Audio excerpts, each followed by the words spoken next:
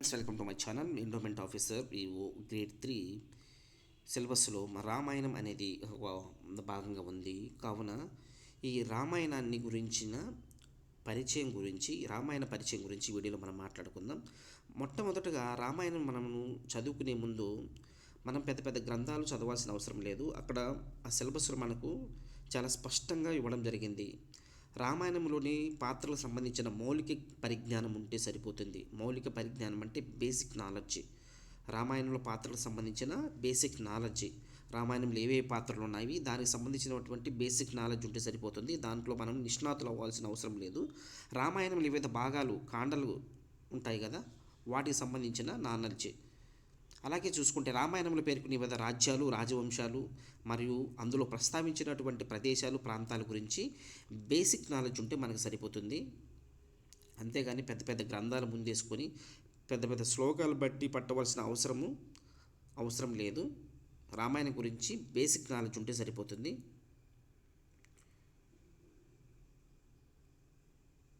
So మనం కంటెంట్లోకి వెళ్తే రామాయణ పరిచయం. రామాయణం అంటే రాముని మార్గం. రామాయణం అంటే రాముని మార్గం, రాముడు ఆచరించి చూపించినటువంటి మార్గం. సరళ సుందరమైన కుటుంబ జీవనానికి, ఆదర్శవంతమైన ప్రభు జీవితానికి ఈయన రాముడు సమన్వయం చేసి చూపించాడు. అటు కుటుంబ జీవనానికి విలువనిచ్చాడు, ఇటు ఒక ప్రభువుగా, చక్రవర్తిగా ప్రజలను పరిపాలించి రంజింపజేసి ఒక మంచి పాలకుడుగా, మంచి రాజుగా కానీ పేరు తెచ్చుకున్నాడు. ఈ రెండింటికి ఈయన సమానమైన ఇంపార్టెన్స్ ఇచ్చి, సమానమైన విలువనిచ్చి పరిపాలించాడు. రెండింటికి తగిన న్యాయం చేశాడు. అన్నదమ్ములతో గొడవలు పెట్టుకొని సమస్త భూమండలాన్ని గెలిచిన వృధానే అని మహాభారతం చెప్తే, అన్నదమ్ముల కోసం, తండ్రి మాట కోసం అడవులకు వెళ్ళిన మంచిదేనని మనకు ఈ రామాయణం చెప్తుంది. మహాభారతంలో ధృతరాష్ట్రుడికి, అలాగే రామాయణంలో దశరథుడికి, ఈ ఇద్దరికి కొడుకులంటే ప్రేమే. అయినా ఈ దుర్యోధను వ్యక్తిత్వం అనేది ఎలా జీవించకూడదో మనకు నేర్పితే, రాముని జీవితం అనేది ఒక మనిషి ఎలా జీవించాలో, ఎలా ధర్మం పట్టుకొని ఉండాలో, ఎటువంటి కష్టం వచ్చినా, ఎటువంటి ఆపద వచ్చినా ధర్మాన్ని ఎలా పట్టుకొని ఉండాలో మనకి ఈ రాముడి యొక్క జీవితం ద్వారా తెలుస్తుంది. రామో విగ్రహం ధర్మ సత్యధర్మ పరాక్రమ అంటాడు మారీచుడు. ఈ మారీచుడు ఒక రాక్షసుడు.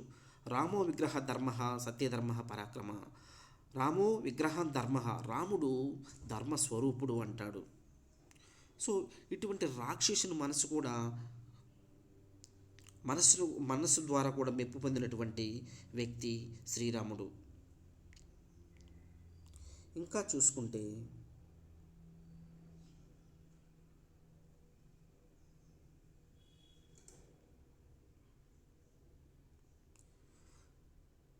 ఈ రామాయణం గురించినటువంటి కొన్ని ఫ్యాక్ట్స్ అయితే మనము చూసుకుందాం. రామాయణాన్ని ఎవరు రచించారు? వాల్మీకి మహర్షి రచించాడు. ఇది ప్రపంచ సాహిత్యంలోనే ఆది కావ్యం, మొట్టమొదటి కావ్యం. ఈ రచన సంస్కృతంలో జరిగింది. రామాయణానికి గల ఇతర పేర్లు: ఒకటి పౌసల్యవధ, రెండు సీతాచరితం అని కూడా అంటారు. పౌలస్త్యుడు అంటే రావణుడు అని అర్థం. ఇక్కడ రావణ వధ జరిగింది కాబట్టి ఇక్కడ పౌసల్యవధ అని పేరు వచ్చింది. ఇక్కడ సీతమ్మ యొక్క పాత్ర ముఖ్యమైనది కాబట్టి ఇక్కడ సీతాచరితం అనే పేరు కూడా వచ్చింది. ఇందులో 6 కాండలు ఉన్నాయి. 1 బాలకాండ, 2 అయోధ్యకాండ, 3 అరణ్యకాండ, 4 కిష్కింధకాండ, 5 సుందరకాండ, 6 యుద్ధకాండ. మనకి ఇంకొక కాండ కూడా కొన్ని బుక్స్లో ఉంది, అది ఉత్తరకాండగానే ఉంది. ఉత్తరకాండ అని కూడా ఉంది, గమనించగలరు.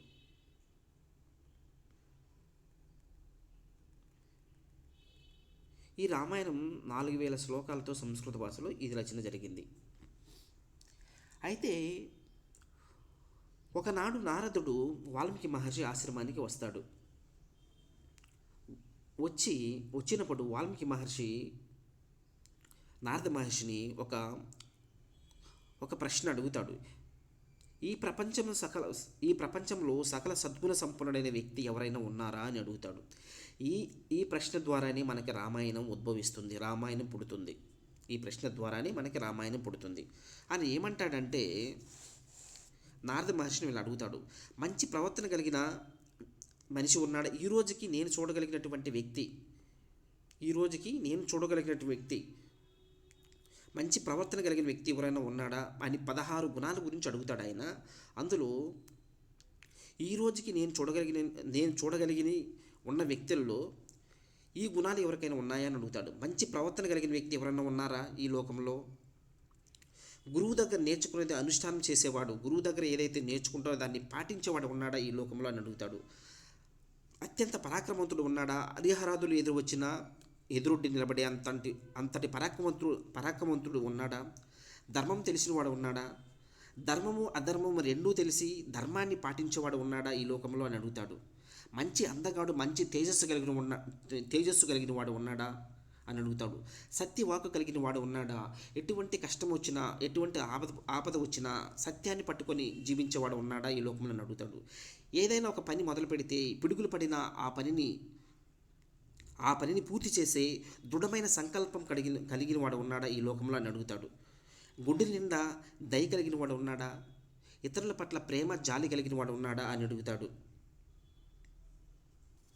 మంచి జ్ఞాని, సర్వజ్ఞాని, అన్నీ తెలిసిన వాడు ఉన్నాడా? అన్ని జ్ఞానాన్ని పొందుపరుచుకున్నవాడు ఉన్నాడా ఈ లోకంలో అని అడుగుతాడు. ఏ పని అయినా చేయగలిగిన వాడు ఉన్నాడా? ఎంతటి పని అయినా ఏ పని అయినా పూర్తి చేయగలడు అనేవాడు ఉన్నాడా ఈ లోకంలో అని అడుగుతాడు.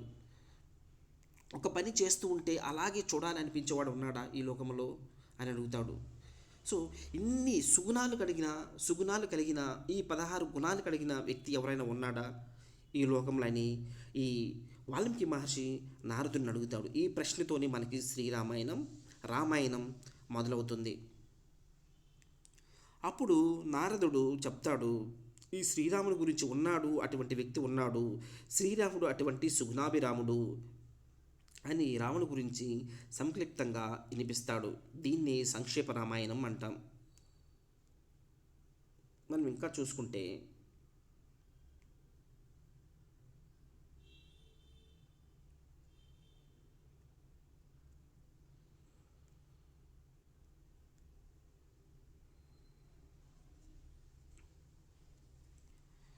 ఒకరోజు వాల్మీకి మహర్షి తన శిష్యుడు భరద్వాజునితో తమసా నది దగ్గరికి స్నానానికి వెళ్తాడు. అక్కడ ఉన్నటువంటి ఒక చెట్టు మీద ఒక పక్షుల జంటను చూస్తాడు, క్రౌంశ పక్షుల జంటను చూస్తాడు. అంతలో అక్కడికి ఒక బోయవాడు వచ్చి అందులోని ఒక మగ పక్షిని నేలను కూలుస్తాడు. ఆ ఆడపక్షి బాధతో తల్లడిల్లుతుంది.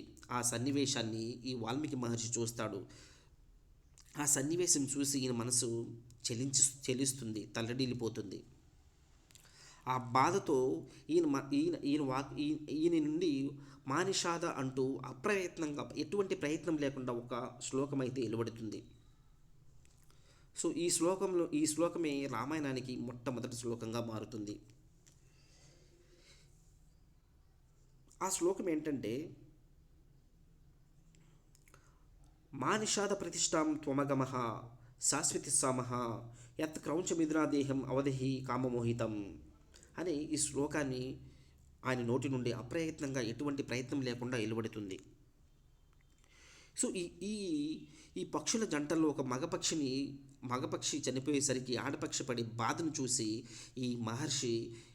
వాల్మీకి మహర్షి చెలించిపోతాడు. అంత జాలి ఆయన హృదయం నుంచి ఉప్పొంగుతుంది. అందుకే ఇటువంటి జాలి హృదయం కలిగిన వాడు కాబట్టి వాల్మీకి మహర్షికి ఈ రామాయణాన్ని రచించే భాగ్యం కలిగింది.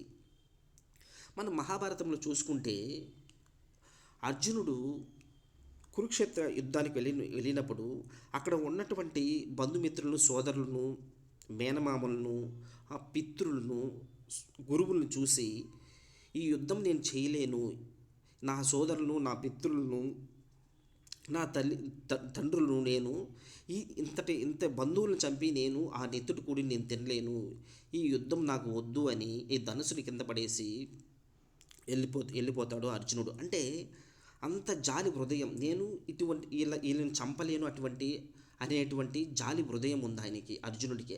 అందుకే ఆయన అక్కడ భగవద్గీత విని ధన్యత పొందాడు. అంటే ఎవరికైతే మంచి లక్షణం అంటే ఏంటంటే జాలి హృదయం కలగడం, దయ కలిగి ఉండడం అనేది అన్నిటికంటే గొప్ప లక్షణం. ఆ లక్షణం అక్కడ అర్జునుడు పొంది ఇక్కడ వాల్మీకి మహర్షికి ఉంది కాబట్టి అక్కడ ఆయన అర్జునుడు భగవద్గీత వినగలిగాడు. ఇక్కడ ఈయన రామాయణం రచించే ధన్యతను పొందాడు. సో అది ఈరోజు మనం రామాయణం గురించి మొదటి పరిచయం గురించి మాట్లాడుకున్నాం. నెక్స్ట్ వీడియోలో ఈ ఈ మానిషాద ప్రతిష్టాం తోమగమహ ఈ శ్లోకం ఉంది కదా, దీని గురించి ఎక్స్క్లూజివ్గా మాట్లాడుకుందాం. సో ఇక్కడ మాట్లాడుకుంటే మనకు వీడియో లెంత్ ఎక్కువైపోతుంది. ఈ శ్లోకం గురించి తెలుసుకుందాం, ఏముంది అనేది తెలుసుకోవాలి. ఈ శ్లోకం ఇది మనకి ఎగ్జామ్లో ఏం అడగరు, కానీ తెలుసుకుంటే మంచిది. ఒక ఐడియా వస్తుంది అసలు ఆ రామాయణం అంటే ఏంటి, ఎలా మొదలవుతుంది అనేసి. ఇంకా చూసుకుంటే